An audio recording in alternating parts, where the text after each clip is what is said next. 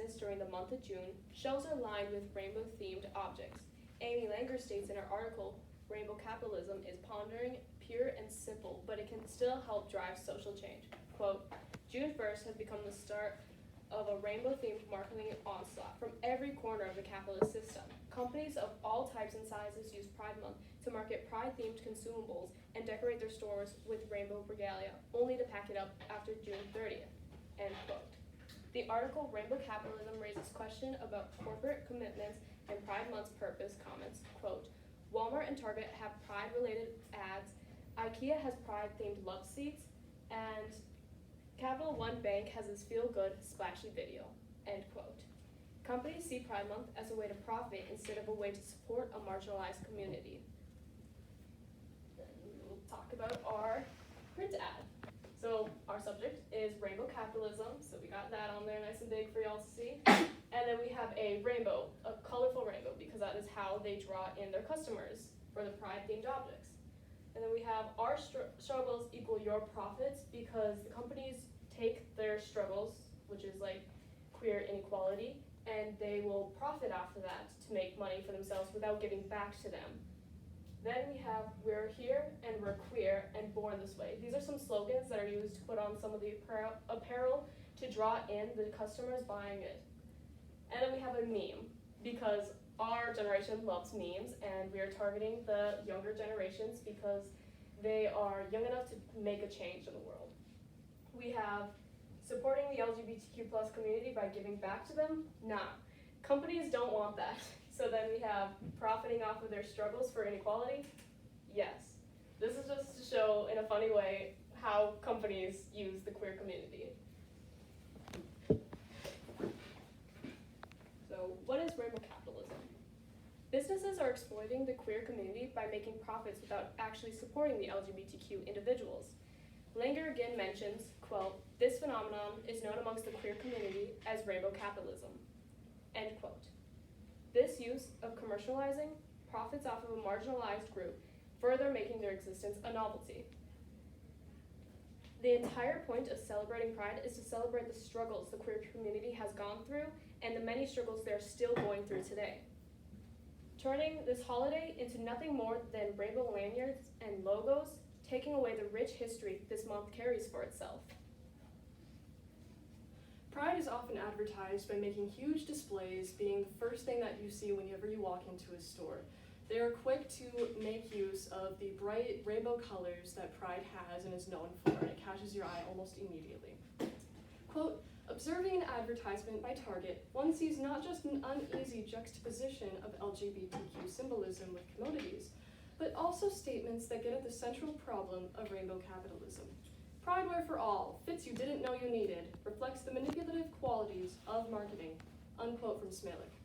We all know that marketing is made to be manipulative, but it is so clear when somebody's struggles is made into a use for a quick buck.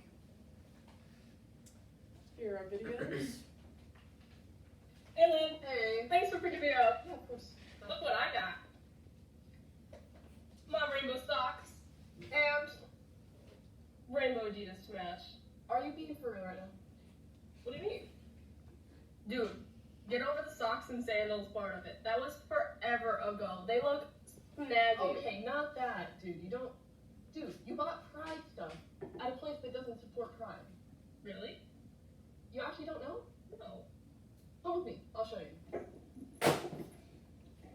As you can see, this is the first section that you see when you walk in here. They've got everything from pop culture and TV shows. They have baby apparel. They even have cheesy slogans like "out proud and saying it loud" and "so gay for each other." These shorts, for example, this could literally mean anything, not a phase, and they're still going to be profiting off of it regardless of that. Businesses are exploiting marginalized communities that are already struggling by making products like this. They're continuing to make profits off of these products and then not giving back to these communities as well. This is called rainbow capitalism. Now that you've seen why supporting these companies that don't support you is bad, you can remember that the next time you go shopping. These companies really only care about making money, and if your values don't align with that, then you should find a new place to go. I've learned sure that their values align with my values, so then I can make sure that I'm giving back to the queer community instead of stealing their profits.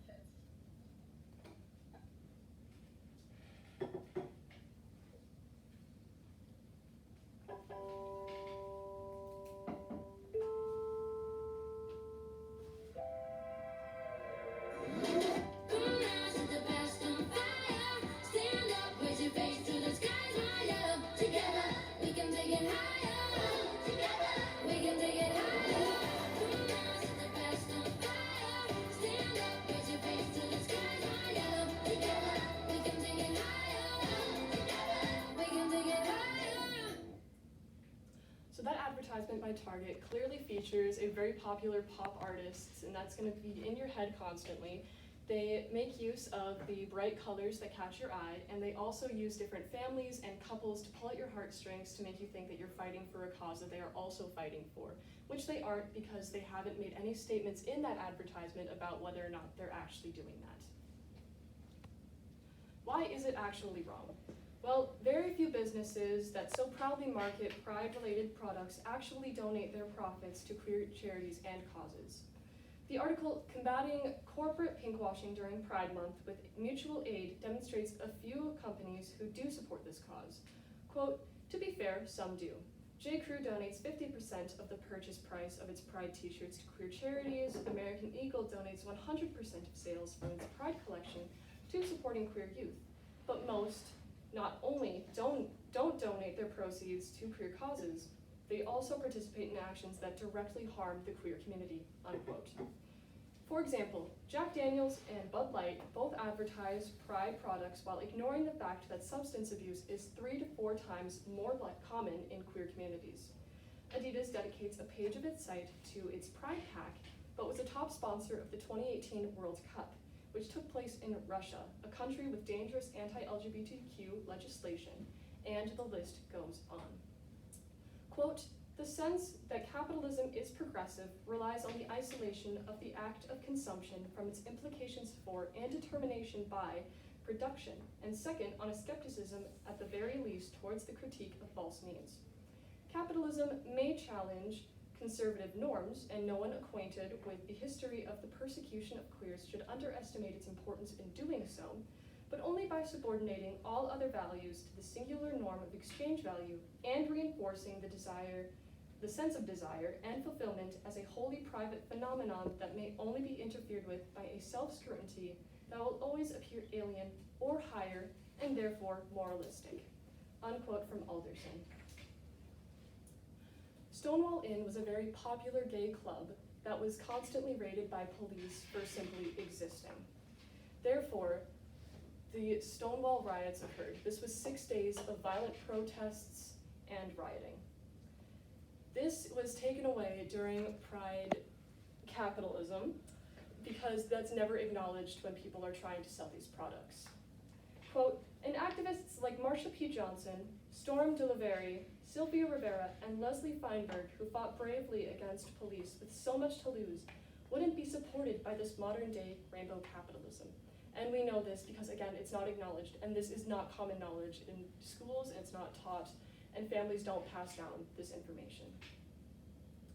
Quote, together we hashtag take pride and celebrate you all year long, raises the question of whether that statement is actually true.